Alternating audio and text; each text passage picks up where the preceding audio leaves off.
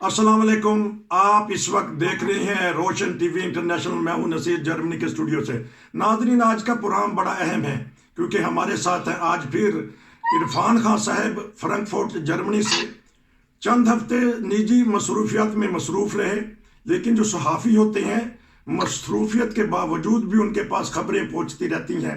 मैं उनसे पता करूंगा, चंद सवालात हैं पाकिस्तान की सियासत में जो भूचाल आया हुआ है। चारों सूबों में अजीब व गरीब सी कफियत तारी है, और आर्मी और इधर से दहशतगर्द और इधर से हमारे सियासतदान। इस सिलसिला में कुछ सवालात करेंगे। बड़ा ही अहम प्रोग्राम है और देखिएगा और दूसरों को भी बताइएगा। जी अस्सलाम वालेकुम। जी वालेकुम सलाम। सर, आपकी मसरूफियात रही हैं, कैसा रहा आपका टूर और क्या फिर कुछ बताना चाहेंगे नाजरीन को? बस कुछ जाती मसरूफियत थी, कुछ सफर था, कुछ तो उसमें बस मसरूफ रहे। वापस आ गए हैं, अब आहिस्ता आहिस्ता रूटीन की लाइफ का हिस्सा बन रहे हैं। तो आपके प्रोग्राम वॉइस ऑफ जर्मनी जारी रहे हैं या उसमें भी कुछ वक्फा नहीं, कर दिया था? मैं जारी नहीं रख सका, तो इसलिए अब दोबारा इंशाल्लाह शुरू करूंगा। चलें जी नाजरीन, वॉइस ऑफ जर्मनी पे बहुत ही अहम प्रोग्राम होते हैं होम्योपैथिक तबसरा और हिकमत के बारे में, वो भी ज़रूर देखा करें। पहला सवाल यही कि हमारे सियासतदानों को क्या हो गया है? सियासत के गंदे कपड़े चौक में आके धो रहे हैं, एक दूसरे पे इल्ज़ामात दे रहे हैं, लगा रहे हैं। इमरान खान साहब का बयानिया जमान पार्क में कोई 2 महीने हो गए हैं, वो निकल नहीं रहे। क्या वजह बन गई है इमरान खान साहब को? इंटरव्यू और बता रोज दे देते हैं। देखिए, इमरान खान साहब को जो कुछ उनके साथ हो गया है, या वो जिस नहज पे पहुंच गए थे सियासत की, बहरहाल एक वक्त में वो बहुत पॉपुलर लीडर बन गए थे, और जिन लोगों ने उनको पॉपुलर बनाया था, जिन हालात में वो पॉपुलर बने थे, वो पॉपुलर बनाने वाले भी, उन्होंने भी टांग खींच ली उनकी, उनसे पीछे हट गए, और हालात जो है वो भी कुछ तब्दील हो गए, जिसकी वजह से फिर उनको धड़ाम से एक दफा नीचे गिरना पड़ा, और जिसको वो शुरू में तस्लीम करने को तैयार नहीं थे, लेकिन बहरहाल आहिस्ता आहिस्ता वो ताकतें जिन्होंने उनको उभारा था, वो जब पीछे हटने शुरू लगी हुई, तो फिर आहिस्ता आहिस्ता लोग भी उनसे पीछे हटने लग पड़े, बाज इदारे पीछे हटने लग पड़े, बाद ऐसे इकदाम उन्होंने उठा दिए बनाने वालों ने, जिनमें ज्यादातर टेलीफोन और वीडियोस वगैरह हैं, जो है तो वो गंदी सियासत, लेकिन बहरहाल इस वक्त उसकी जरूरत थी उनको, और इसी के लिए उन्होंने सब चीजों को बनाया था, ताकि इस बंदे को जब बदला लेना हो इससे, तो इसको बावर करवाया जा सके कि भाई आप कुछ नहीं है, हमारी वजह से आप थे। तो उस वजह से वो जब चीजें सामने आई हैं, तो उससे इमरान खान साहब को काफी धचका लगा है, और इसलिए अब वो उस पूरी तरह बात बढ़ चढ़ कर बात नहीं कर रहे, जरा डर के बात करते हैं जरा, और जिस तरह सिवाय इसके कि वो अपना गुस्सा निकालने वाली बातें ज्यादा कर रहे हैं, और ज्यादा गुस्सा वो जनरल बाजवा साहब पर निकाल रहे हैं, और अमली सियासत से जिससे मुल्क में बेहतरी आनी है, या जिससे उन्होंने वोट जीतना है, या इंतखाबात की प्लानिंग है, उसकी बात वो नहीं करते, बस ये करते इंतखाबात करवा दो, और किस तरह वो मुकाबला करेंगे, किस तरह वो दोबारा इतनी सीटें लेना चाहेंगे, और जो मुल्क की मईशत का हाल है उसको सुधारने के लिए उनके पास क्या प्लान है, उस तरफ वो नहीं आते। अभी तक तो सिर्फ बाजवा साहब की मुखालफत में और फौज की मुखालफत में बोलते चले जा रहे हैं, और जिसकी वजह से अब उनमें वो दमखम जो है बाकी नहीं रहा। जी, वो तो अपने आप ही अपने खिलाफ बयान दे रहे हैं और ऐसी ऐसी बातें कह जाते हैं, क्योंकि उन्होंने तहरीक पैदा की थी कि बुराई को मिटाओ, अच्छाई को लेके आओ, अमर बिल मारूफ नाही अनिल मुनकर। तो वो उन्होंने एक बयान दे दिया कि मैं किसी ज़माना में प्ले बॉय था, अब मैं संवर गया हूँ, बदल गया हूँ। खुद ही वो अपने नंग जाहिर कर रहे हैं, तो लोगों को कहते हैं कि मेरी प्राइवेट जिंदगी में क्यों दखल देते हैं। ये तो सारी दुनिया को पता है कि उनकी जवानी जो यूरोप में गुजरी हुई है, उसके आगे बहुत सारे क्वेश्चन मार्क हैं, और बहरहाल उन्होंने जब भी इंसान इस्लाह पर तैयार हो जाए तो उसमें कोई हर्ज नहीं, लेकिन वो इस्लाह सही इस्लाह होनी चाहिए, सियासी इस्लाह नहीं होनी चाहिए। जो कुछ उन्होंने अब सियासत के दौरान भी उन्होंने किया है, और लोगों के उसका मकसद कोई उनमें कोई جسے کہنی چاہیے مذہبی تبدیلی یا کوئی دین کی طرف رجحان ان کا نہیں ہو گیا تھا، بلکہ انہوں نے اس کو سیاست کے طور پر استعمال کیا ہے. یہ ننگے پیر بازاروں پہ جانا یا مدینہ میں اترنا اور ہر وقت مدینہ کا نام لینا، لیکن یہ ہے کہ جو عملی طور پر انہوں نے کیا ہے وہ کھل کھل کے سامنے آ رہا ہے. صرف ایک بات ہی جو ہے وہ کہ بھئی مدینہ والوں کی گھڑی ان کی بھیج دینا اور جتنے بھی ان کے تحائف انہوں نے لیے وہ سب بھیج دیا. یہ تو چھوٹی سی بات ہے، اور بہت سی باتیں سامنے آ رہی ہیں. تو عملاً تو وہ ان کو جو کہتے ہیں کہ بھئی میں دیندار بن گیا اور میں نے وہ توبہ کر لی ہوئی ہے، اس کا کوئی پریکٹیکل سامنے نظر نہیں آ رہا ابھی تک. ایک الزام آج کل اور لگایا جا رہا ہے کہ ان کا اور طالبان کا جو دہشت گردی کر رہے ہیں ہمارے شمالی علاقہ جات میں، آپس میں گٹھ جوڑ تھا. کل بلاول بھی بول رہی ہیں، دوسرے سیاستدان بھی بول رہے ہیں. تو کیا بیچ میں کھچڑی پک رہی تھی؟ جنرل فیض کا نام دیا جاتا ہے. اگر ان باتوں کے اوپر پاک فوج کی بڑی نگاہ ہوتی ہے جی، اگر ان کا کوئی ایسا لنک آپس میں ہوتا تو وہ پاک فوج یقیناً کبھی بھی ان کی فیور نہ کرتی. جی، اس معاملے میں جو پالیسی فوج کی رہی ہے وہ خود تو یقیناً انہوں نے بعض سٹیجوں کے اوپر طالبان کو فیور کیا ہے یا طالبان کو سپورٹ کیا ہے، لیکن انہوں نے کبھی بھی سیاستدانوں کو ان معاملات میں سپورٹ کرنے کی اجازت نہیں دی، اور افغان پالیسی پہ اپنا کمپلیٹ انہوں نے کنٹرول رکھا ہے. اور جب فوج کو نقصان پہنچنا شروع ہو گیا تو پھر فوج بھی طالبان سے پیچھے ہٹ گئی تھی. ایک وقت میں سپورٹ کیا انہوں نے، لیکن جب تک خود پاک فوج پہ حملے شروع کر دیے، طالبانوں کے گروپ 3-4 گروپ بن گئے اور آپس میں ان کی لڑائی شروع ہو گئی، ان کا بدلہ انہوں نے پاک فوج سے لینا شروع کر دیا. تو اس کے بعد پاک فوج جو ہے انہوں نے اپنی پالیسی ان کے بارے میں بڑی محتاط رکھ لی تھی. جہاں تک شروع کی پالیسی ہے وہ باہر رشیا کے ساتھ مقابلہ تھا یا اس زمانے میں اور پالیسی تھی، لیکن آج کل جو پالیسی ہے اس میں تو صاف پتہ لگ رہا ہے کہ بھئی پاکستان اور طالبان کے تعلقات جو ہے وہ خراب ہے. کوئی ان کی جو گفت و شنید تھی وہ کامیاب نہیں ہو سکی، اور جو کچھ اب طالبان نے بیان جاری کیا ہے اس تو کھلی وارننگ ہے ایک قسم کی. میں تو سمجھتا ہوں وہ خط آپ نے بھی پڑھا ہوگا، خراسانی کا جو خط وائر ہو رہا ہے اس میں اس نے صاحب پاکستان کو کھلی دھمکی دی ہے، ایک جنگ کی صورتحال میں پاکستان جانے والا ہے اور یہ خاموش ہو کر نہیں بیٹھیں گے طالبان. اور اسی لیے پاک فوج نے بھی یہی فیصلہ کیا، جو قومی سلامتی کا میٹنگ ہوئی ہے اس میں بھی انہوں نے کھل کے کہا کہ اب کوئی گفتگو والی بات نہیں ہے، بلکہ اب دوبارہ جو ہے ان کے ساتھ مقابلہ کیا جائے گا طالبان کے ساتھ. تو جو پالیسی اب سامنے آ رہی ہے اس کی جو خطرات بڑھ رہے ہیں ملک کے اندر، کیونکہ یہ ملک میں بہت زیادہ پھیلے ہوئے ہیں، ان کے جو گروپس ہیں، ان کے جو ہمدرد ہیں وہ بہت زیادہ ہیں، اور ان کے اوپر بھی حکومت کو نگاہ رکھنی چاہیے. لیکن بدقسمتی ہے کہ وہ ہمارے وزیر اعظم صاحب نے کل ہی بیان دیا ہے کہ جتنے بھی مدرسے ہیں یہ این جی اوز ہیں، اسلامی این جی اوز ہیں. اس قسم کی باتیں کریں گے تو ان سے ان کی حوصلہ افزائی ہوتی ہے. حالانکہ ان این جی اوز جن کو این جی اوز کہا جا رہا ہے انہی مدرسوں میں آ کے ان کے ہمدرد پناہ لیتے ہیں، جو خودکش حملہ آور ہے وہ انہی مدرسوں میں آ کے ٹھہرتے ہیں اور وہیں سے نکل کر وہ حملے کرتے ہیں. تو حکومت کو اس قسم کی بات بیان جو ہے وہ نہیں دینی چاہیے. اگر آپ کھل کے مخالفت نہیں کر سکتے تو خاموش رہنا زیادہ بہتر ہے، بجائے اس کے کہ ایسے بیان دیے جائیں جس سے ان کو سپورٹ حاصل ہو. یہ پتہ نہیں حکومت پاکستان کو کب عقل آئے گی. جی، گزشتہ 8 مہینے میں وہ شہادتیں ہوئی ہیں ہمارے افسران کی، ہمارے جوانوں کی، کہ اس سے پہلے بہت کم دیکھا گیا ہے. تو ادھر سے آپ نے کہا ہے کہ جو ہماری 2 روزہ کانفرنس ہوئی ہے، کیا پھر یہ افغانستان میں گھس کے ان کو ماریں گے، یا کیونکہ باڑھ کا بھی کوئی نتیجہ نہیں نکلا، سیکورٹی ادارے بھی وہاں کمزوری دکھا رہے ہیں، تو کیا وجہ ہے کہ دہشت گرد جو آ کے شہید کر جاتے ہیں، دہشت گردوں کا کم نقصان ہو رہا ہے جانی، اور جو ہمارے پاک فوج کے جوان ہیں یا سیکورٹی ادارے ہیں یا سول ہیں وہ زیادہ شہید ہو رہے ہیں، نقصان ان کو ہو رہا ہے؟ دیکھیں ان کے حملوں کی 2 نوعیتیں ہیں. ایک تو یہ ہے کہ یہ وزیرستان، جنوبی یا شمالی وزیرستان میں یا کرم ایجنسی کے ساتھ مردان کے علاقے میں، کوہاٹ کے علاقے میں وہاں حملے کر کے تو یہ پاک فوج کے اوپر راتوں کو حملے کر دیتے ہیں یا سرنگیں بچھا دیتے ہیں، بارودی سرنگیں وغیرہ. ایک تو وہ نقصان ہے، اس کی طرف سے فوج زیادہ الرٹ ہوگی پہلے کی نسبت.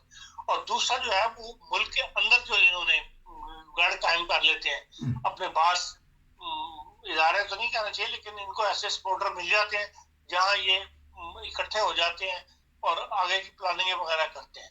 تو اس طرف پاک فوج کا جو ہے وہ مقابلہ کرنا پڑے گا.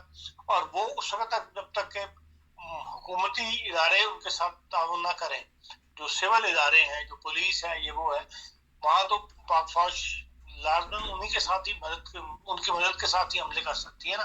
جو بارڈرز ہیں وہاں پر تو پاک فوج انڈیپینڈنٹ اپنا خود اقدام اٹھا سکتی ہے, لیکن جو اندرون کے اندر اس قسم کی پلاننگیں ہو رہی ہیں یا گروپ بن رہے ہیں, ان کو جو ختم کرنا ہے وہ ظاہر بات ہے کہ سول قانون اور سول اداروں جو ہے ان کی مدد کے ساتھ ہی فوج کامیاب ہوگی. تو بہرحال یہ ایک خطرہ جو ہے پاکستان کے اوپر سر اٹھا رہا ہے, جس کے معاملے میں حکومت ابھی اتنی سنجیدہ مجھے نظر نہیں آتی اور کوئی سیاسی جماعت بھی سنجیدہ نظر نہیں آتی. ان سارے معاملات کا حل یہی ہے کہ تمام ایک مل کر اس معاملے کو تمام سیاسی قوتیں اپنے سیاسی اختلاف بڑھا کر اور پھر اس کے اوپر سوچیں کہ اگر یہ ملک کی سلامتی کو جو خطرات نئے سامنے آ رہے ہیں ان کو پر کیسے قابو پانا ہے. ملکی سلامتی کو ایک بڑا خطرہ خان صاحب آ رہا ہے کہ ڈیفالٹ ہونے کا خطرہ ہے, جس طرح آپ نے چند مہینے پہلے بھی بتا دیا تھا. یہ اس کی نشانیاں ہیں کہ مارکیٹیں بند کر دی جائیں, بجلی کی بچت کی جائے, یا جو بھی کل وزیر دفاع نے پریس کانفرنس کی ہے. تو کیا محسوس کر رہے ہیں کہ آیا ان کا IMF کے ساتھ معاہدہ ہو جائے گا اور معاہدے کے بعد بھی یہ خطرات سلامتی کے منڈلاتے رہیں گے؟ کیونکہ قومی سلامتی کمیٹی کا جو اجلاس ہوا ہے اس میں دو ہی چیزیں رکھی گئی ہیں, دہشت گردی اور مالی معاملات. کیا دیکھ رہے ہیں آنے والے دنوں میں پاکستان کے حالات؟ اور پیسہ تو ہے نہیں ان کے پاس. دیکھیں ابھی ڈیلی آبزرور جو ہے کراچی میں, بزنس آبزرور, اس میں مضمون شائع ہوا ہے جس میں انہوں نے پاکستان کی 20 بڑی کمپنیوں کے نام لکھے ہیں. ان کے جو لیٹر ہیں اس کو اسٹاک ایکسچینج کراچی کے نام, وہ خط تک شائع ہو گئے ہیں. اور جس میں انہوں نے صاف بتا دیا کہ ہم اپنی پروڈکشن بند کر رہے ہیں. کوئی کم کر رہا ہے, کوئی پروڈکشن بند کر رہا ہے. ٹویوٹا ہے, سزوکی ہے, یہ بڑی بڑی کمپنیاں, کیمیکل کمپنیاں ہیں. یہ جو عام ٹیکسٹائل کمپنیاں ان سے یہ بہت بڑی بڑی کمپنیاں, ان کا ہزاروں لوگ ان میں کام کرتے ہیں. اور یہ اپنی پروڈکشن جو ہے پاکستان میں سمیٹ رہی ہیں.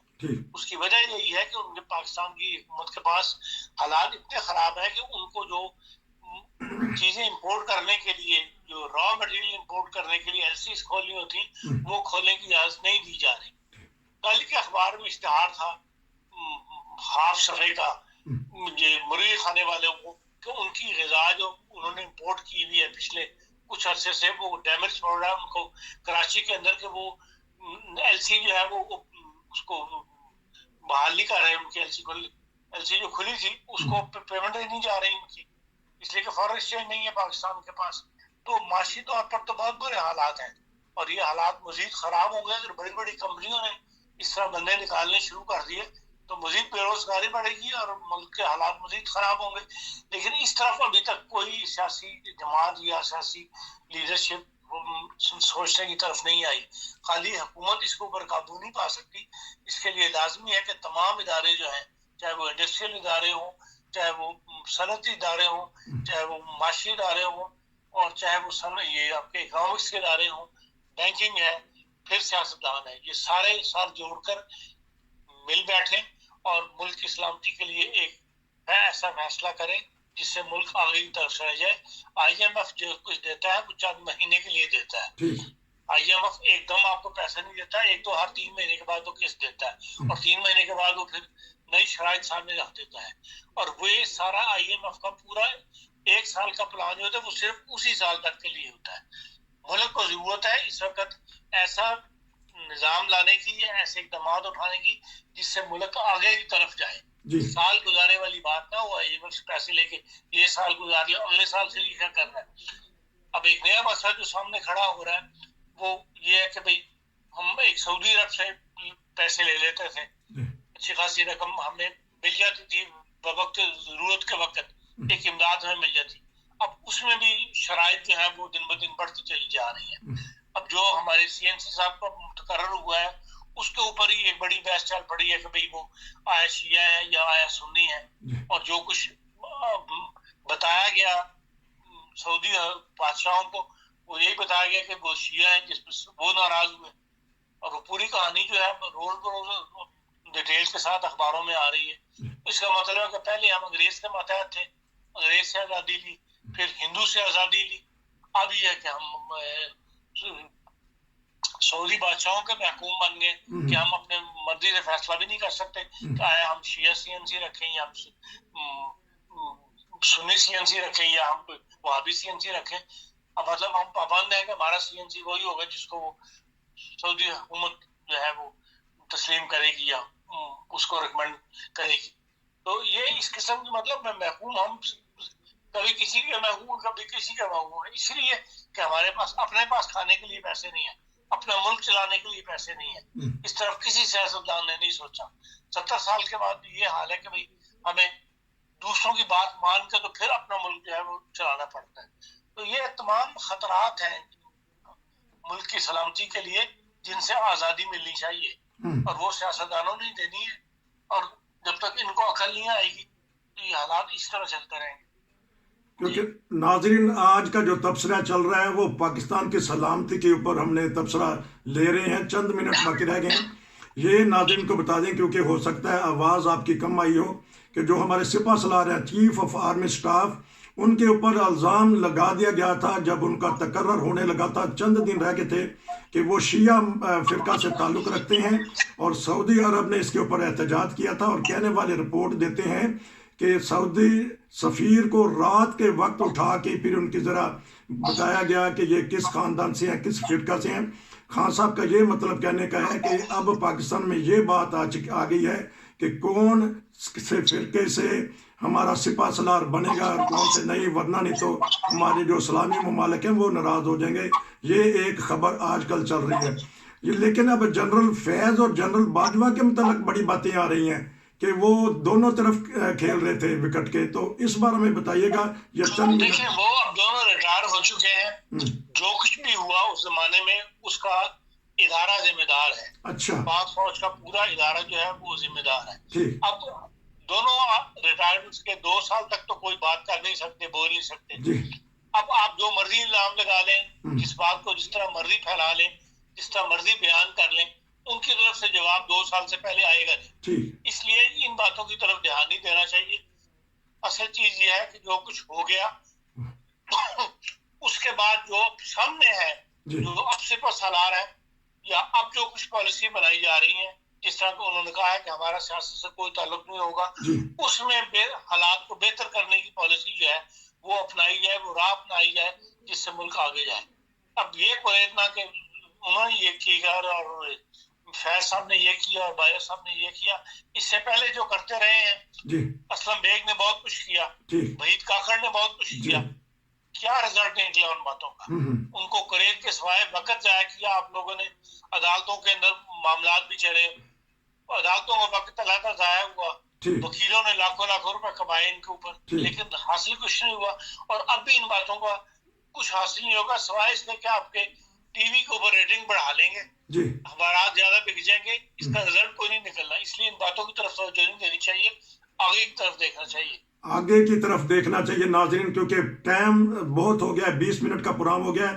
نارمل ہم نے تو کراچی کی جو نئی صورتحال بن رہی ہے MQM کی، اس پہ بھی ان سے تبصرہ لینا تھا. پاکستان میں جو پنجاب میں چودھری پرویز الہی صاحب گیم کھیل رہے ہیں اس کے اوپر تبصرہ لینا تھا. مذہبی انتہا پسندی اب ایسا ایسا بڑھے گی، اس کے اوپر تبصرہ لینا تھا. بہت سارے خان صاحب آپ سے تبصرے لینے والے ہیں، تیاری کر کے رکھیں، کیونکہ اگلے پروگرام میں ہم آپ سے پتہ کریں گے کہ جب اگر خدا نخواستہ بے روزگاری بڑھے، انتہا پسندی بڑھے گی، چوری چکاری اور کرائم بڑھیں گے، اور اگر سیاستدان مل کے نہ بیٹھے جس طرح نہیں مل رہے اب، تو پھر کیا ہوگا؟ جس طرح خان صاحب نے کہا ہے کہ پاکستان کی سلامتی کو مد نظر رکھتے ہوئے مل جل کر بیٹھنا چاہیے. تو ہمیں چاہیے، کوشش یہ کرنی چاہیے کہ ایسے تبصرے کیے جائیں جس میں ملک کی سلامتی کا ذکر ہو. آپ کا بہت شکریہ، انشاءاللہ پھر ملیں گے. نصیر کو اجازت دیجیے. ناظرین سبسکرائب کرنا نہ بھولیے گا، ہم بہت اچھے اچھے تبصرے آپ کو دیتے ہیں، پروگرام دیتے ہیں، ان کو دیکھیے گا، دوسروں کو بھی بتائیے گا. السلام علیکم.